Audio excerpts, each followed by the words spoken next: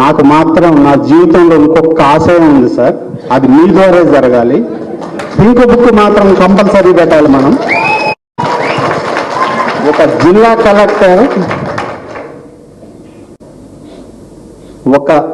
జిల్లా కలెక్టర్ ఒక పార్టీ కార్యకర్త కంటే అసహ్యంగా బిహేవ్ చేశాడు నా మీద.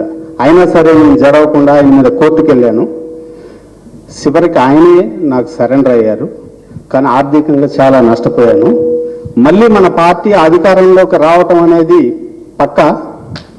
వచ్చిన మరుక్షణం నేను కోరిక ఒకటే, నా యావదాస్తిని మన పార్టీకి ఇచ్చేయమంటే ఇచ్చేస్తా, కానీ ఆ కలెక్టర్ని ఎక్కడున్నా మాత్రం వదిలిపెట్టద్దని మాత్రం కోరుకుంటున్నాను.